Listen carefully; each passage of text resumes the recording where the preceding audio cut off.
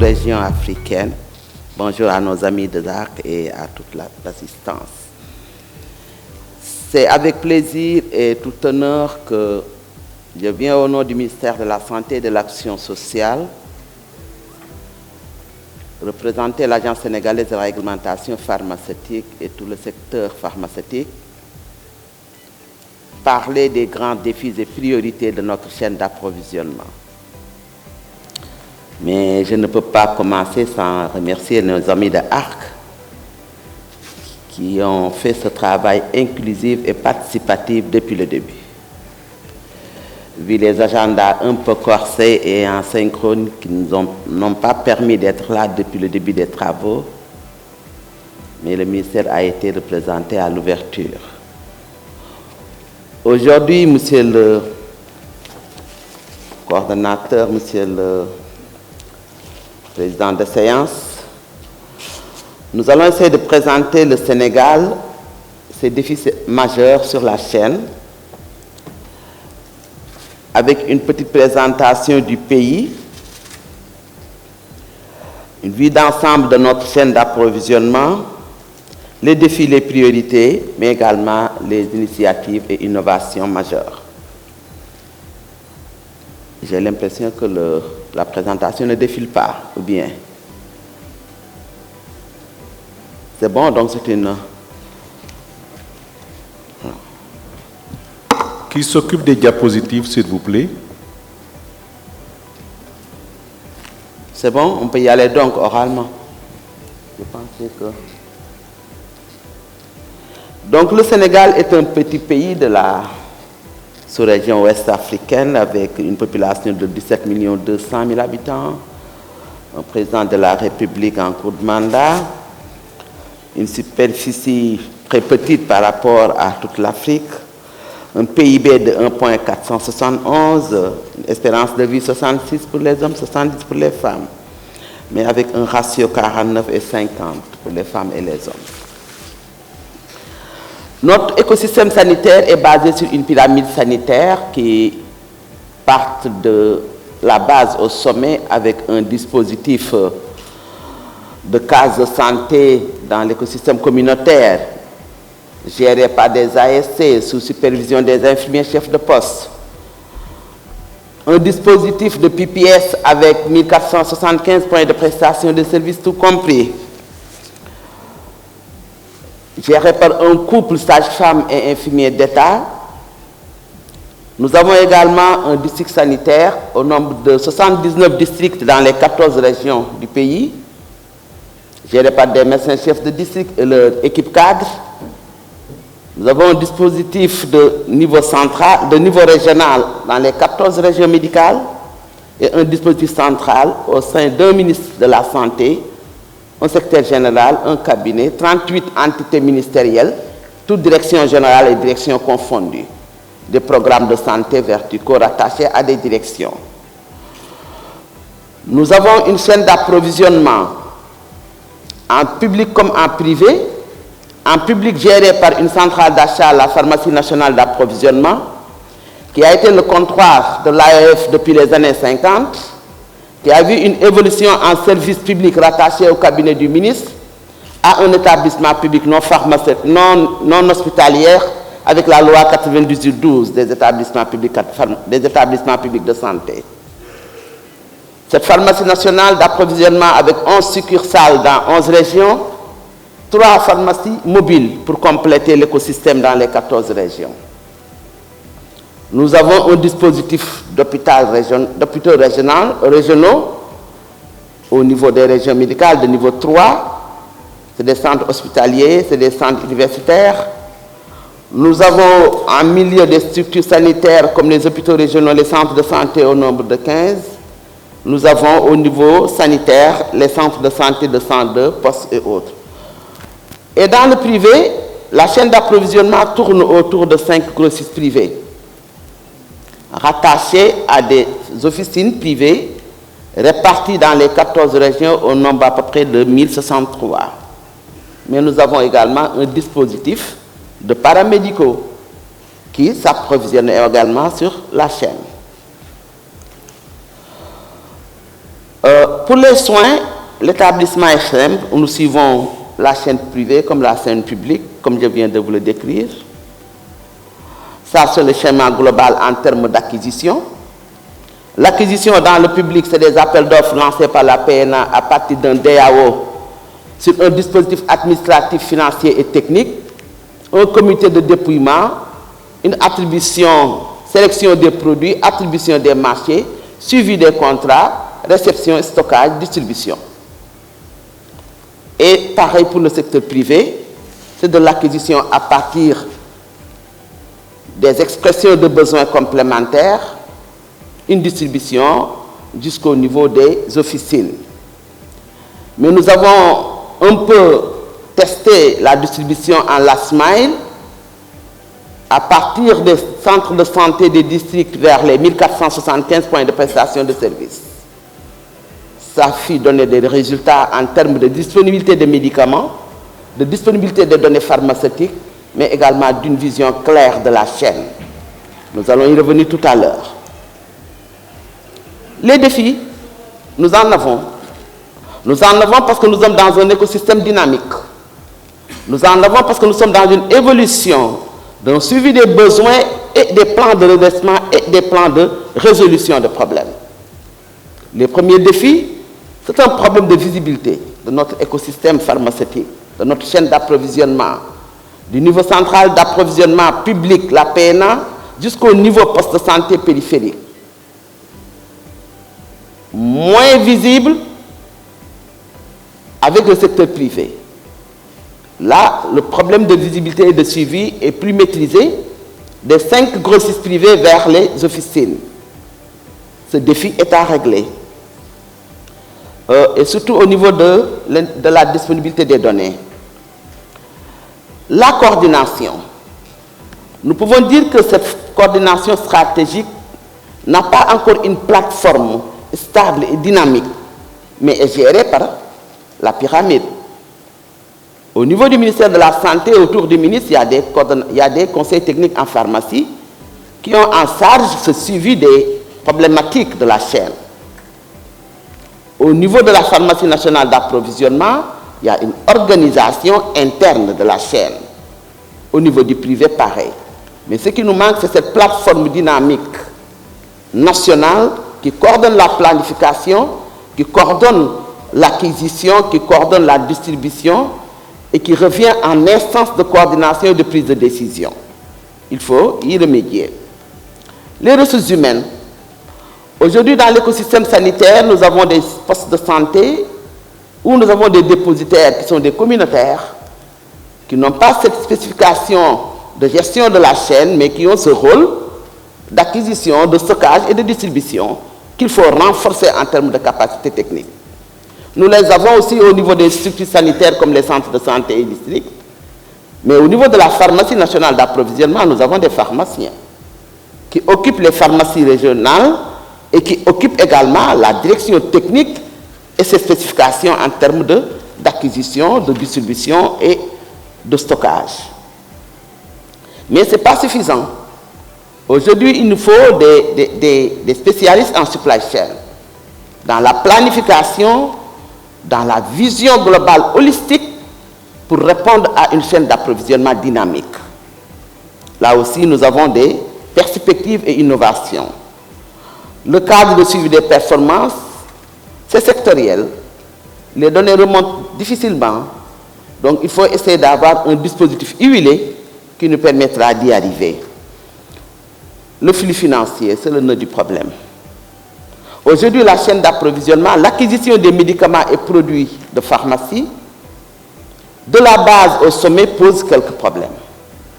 Si vous venez au niveau du poste de santé, le diagnostic qu'on a eu à faire avec la fondation Gate, l'Intra-Health International sur la disponibilité des médicaments sur le last mile, avait montré ces problèmes, depuis l'expression des besoins jusqu'à l'acquisition des produits.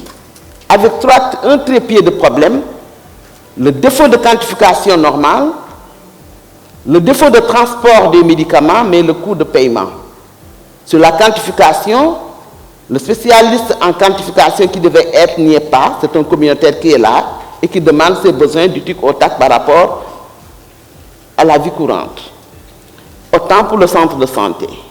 Et cette mal-expression des besoins périphériques se répercutait au niveau de la centrale d'achat en termes de synthèse globale. Le transport. Le poste de santé à quelques kilomètres du district a des problèmes logistiques. Capacité d'emporter sa commande, mais moyen de se déplacer. Troisième chose, le médicament est la vache laitière du dispositif. Le coût du médicament ne retourne pas forcément au médicament. Alors qu'il y a des dispositifs administratifs posés qui demandent aux structures sanitaires, si vous achetez les médicaments, il y a une marge. Si vous les vendez, vous avez des recettes. Et la clé de répartition de ces recettes donne une bonne portion de réapprovisionnement, ce qui n'est pas toujours respecté, ce qui pose ce problème financier. Sans compter maintenant les stratégies posées, les innovations, quel coût pour les maintenir et les rendre pérennes. Nos priorités. Nous voulons aujourd'hui renforcer la gouvernance de la chaîne d'approvisionnement, soutenir la fonction de planification stratégique, un cadre de performance et pour le moment, avec l'avènement de l'Agence sénégalaise de réglementation pharmaceutique, dans notre rôle de 9 fonctions réglementaires, dont l'allocation des autorisations de mise sur le marché, premier niveau d'exploitation de la chaîne d'approvisionnement en termes de renfort, l'homologation des prix du médicament et produits de santé, deuxième pilier, l'inspection de ces produits autour de la mise en œuvre opérationnelle, autour de ces produits, la gestion de la pharmacovigilance, mais également l'aspect des justificatifs juridiques. Nous avons créé au sein de l'ARP aujourd'hui, dans la cellule de coordination de partenariat, 2 unités. L'unité de gouvernance de la chaîne d'approvisionnement avec un chef de cellule coordination et un pharmacien responsable. Autant pour la relance de l'industrie pharmaceutique, nous avons au sein de l'ARP cette unité de gestion de la relance de l'industrie pharmaceutique rattachée à la cellule partenariat, rattachée directement à la direction générale. Sans compter, au niveau du ministère de la Santé, dans le cabinet du ministre, cette unité de gouvernance de la relance de l'industrie pharmaceutique appelée Delivery Unit, avec sa mission, ses instances de gouvernance, pilotage, comité technique, comité de pilotage. Donc le premier jalon que nous avons posé aujourd'hui pour accompagner la chaîne, c'est la mise en place de cette unité de relance de l'industrie pharmaceutique comme de la gestion de la chaîne d'approvisionnement. Nous voulons développer la stratégie CAP avec une feuille de route qui est déjà élaborée et nous en profitons pour remercier nos amis partenaires techniques et financiers, l'USAID à travers Kémonique et le programme RSS, qui ont aidé le ministère à élaborer à partir de l'évaluation de ARC et du dispositif. Relance du modèle Yexina. Je pense que tout le monde aujourd'hui sait ce que c'est que le Yexina. Le Yexina est un modèle de distribution sur le dernier kilomètre avec un dispositif d'opérateur TRIPL, sur une quantification des besoins opérationnels, un chargement global de l'expression mensuelle, un tourné vers les PPS avec collecte de données, informations, mais également un renflouement du stock jusqu'au niveau maximum, un paiement différé sur 1 mois, soutenu par la Fondation Gate IntraHealth pendant 5 ans, transféré au système de santé sur une phase transitoire, quelques difficultés à la reprise, sur des problèmes de moyens et de recouvrement des coûts. Peut-être c'est le business plan avec le système de recouvrement des coûts qui posait un certain problème, qui a été révisité et d'autres orientations stratégiques vont y ajouter. Aujourd'hui, c'est une demande de l'écosystème pharmaceutique, de la chaîne d'approvisionnement, nous allons essayer de relancer. L'harmonisation du système d'information pour une meilleure visibilité, le renforcement des ressources humaines, profil technique, gestion de la chaîne, renforcement de la réglementation, développement de l'industrie pharmaceutique. L'objectif du pays aujourd'hui, c'est relancer l'industrie pharmaceutique, avoir 50% de notre production locale en 2035, relancer la législation pharmaceutique avec les textes, adapter nos textes sur un projet de loi, adapter nos textes sur des décrets d'application, permettre l'écosystème d'être viable et dynamique. Les projets, je les ai dit, un plan de relance. Aujourd'hui, avec la relance, nous avons 9 réformes à faire, réforme pharmaceutique, réforme énergétique, réforme pharmacopée et d'autres types de réformes, la gouvernance. qui vont permettre au système de gérer les projets de relance qui sont au nombre de 25, 10 publics, 15 privés, un objectif global 50% production locale en 2035.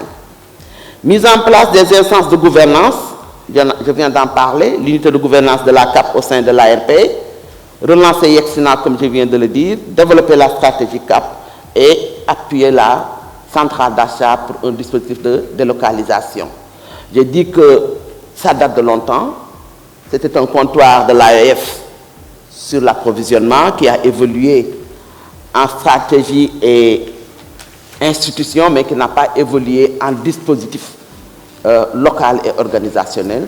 Donc le plan de délocalisation est déjà fait et je pense qu'il suffit juste de l'appuyer pour que la PNA ait ses nouveaux locaux. Je pense que si je ne me suis pas abusé du temps, Monsieur le Président, j'ai essayé de faire le parcours de notre chaîne d'approvisionnement en termes de priorité, en termes d'innovation attendue, mais en termes de demande d'appui et d'accompagnement des partenaires techniques et financiers, parce que c'est un besoin, un vœu du gouvernement d'aller vers la stabilisation de notre écosystème pharmaceutique. Je vous remercie pour l'importance accordée à nos présentations. Je crois que le Sénégal a 2 interpellations et 2 demandes. La place de l'armée dans le dispositif d'approvisionnement, je crois que pour le Sénégal, c'est un problème réglé depuis Mathusalem. Pourquoi? Parce que le dispositif de l'armée fait partie de l'écosystème organisationnel du ministère de la Santé. L'expression de besoins en termes de médicaments et produits de santé s'exprime à partir de la base militaire, transférée au niveau de la Direction générale de l'armée, qui a un dispositif de distribution de médicaments et de stockage, et même des pharmaciens responsables. L'expression est transmise au niveau de la centrale d'achat, où l'armée a un code client. Les modalités de paiement sont discutées dans le budget alloué que l'armée peut présenter sous forme de bons verts ou bons jaunes dans le décaissement de leur budget, ou bien en termes d'achat direct. Ce qui fait que dans mon expérience de directrice technique de la centrale d'achat, l'armée avait 2 codes clients chez nous. Un compte A en ce qui concerne la gestion des produits de routine dans leur budget propre et un compte B dans les eBay. Parce qu'ils avaient également ce dispositif, aussi bien, c'est tous les parapublics, il y avait l'armée, la police, les sapeurs-pompiers, la gendarmerie qui avaient ces codes. Et on les appelait les parapublics de la chaîne d'approvisionnement. Donc c'est réglé au Sénégal et ils achètent au même coût que les districts sanitaires et ils ont l'obligation de donner au même prix et peuvent être également revisités en termes de gestion. On les appelle aussi dans les instances. À la révision de la liste des médicaments essentiels, l'armée est appelée parce qu'ils font partie de cet écosystème des savants dans les corps de métier qui peuvent s'exprimer en termes de spécialité. Voilà la collaboration en termes d'acquisition. Pour ce qui est de la coordination, je vous l'ai dit, nous avions une coordination séquentielle par entité au niveau de la chaîne d'approvisionnement, dans la centrale d'achat, dans l'acquisition, au niveau des programmes, dans la gestion des médicaments. Mais pendant un moment donné, à travers ARC, la Fondation Gates et Marc Formosa avaient mis un coordonnateur de la chaîne, qui était un conseiller technique au sein du cabinet du ministre de la Santé et qui avait ce rôle de coordination et qui appuyait les programmes de santé, les directions concernées dans la sélection, l'expression des besoins et la quantification, qui appuyait également le suivi de la chaîne d'approvisionnement dans la distribution et qui était dans les comités techniques, comités de pilotage de la chaîne en termes de distribution. Aujourd'hui, nous voulons innover. Innover comment? Avec une instance stratégique de gouvernance qui va avoir une vision holistique de toute la chaîne d'approvisionnement et qui va suivre ce plan stratégique d'acquisition, les grandes orientations de la chaîne d'approvisionnement, public comme privé. Parce que la difficulté, c'est que si ce volet est resté au niveau public, le privé va être un peu délaissé. Si maintenant c'est centralisé Au niveau de l'ARP en rapport avec le cabinet, on pourra voir aussi bien le secteur public que le secteur privé. Donc nous allons tester, nous allons innover, mais l'objectif, c'est d'avoir une bonne visibilité de la chaîne d'approvisionnement. Et nous sommes ça sur la coordination. La rétention des personnels qualifiés, la première chose, c'est les bonnes conditions de travail.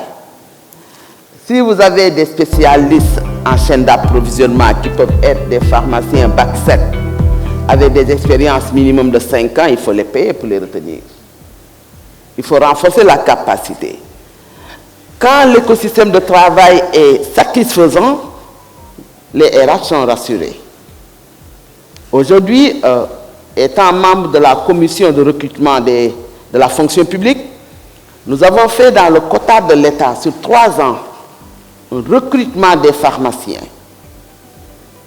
Aujourd'hui, je peux dire entre 2019 et 2020, dans le budget même de l'État, on a recruté plus de 60 pharmaciens, écartés dans le pays. Et avec les programmes d'appui comme la Banque mondiale, le projet ISMEA, on a recruté plus de 25 pharmaciens. Aujourd'hui, rien que l'agence de réglementation pharmaceutique qui vient de naître, dans son effectif de 120 agents à la date d'aujourd'hui, nous avons 53 pharmaciens. De la direction générale, des services, des divisions, jusqu'au niveau périphérique, sans compter le personnel d'appui logistique. Mais il faut les payer. Il faut assurer le plan de carrière. Parce que les gens aussi ont besoin d'évoluer. On ne peut pas naître dépositaire, mourir dépositaire. Il faut qu'on sache maintenant ce que nous voulons dans notre système. Si nous voulons des gestionnaires de stock performants, il faut mettre les conditions de RH performants. C'est la seule chose pour les retenir. L'individu a besoin de savoir, d'évoluer, de connaître et de se rassurer.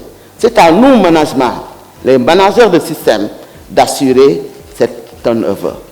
Si les gens ont ce qu'ils veulent dans leur pays, ils vont rester dans leur pays. Mais si on ne peut pas les rassurer sur ce qu'ils veulent, on ne peut pas les retenir.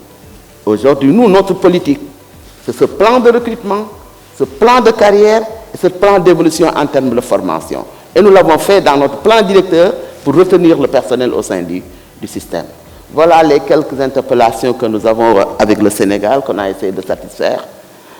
Je rends la parole aux autres collègues le temps de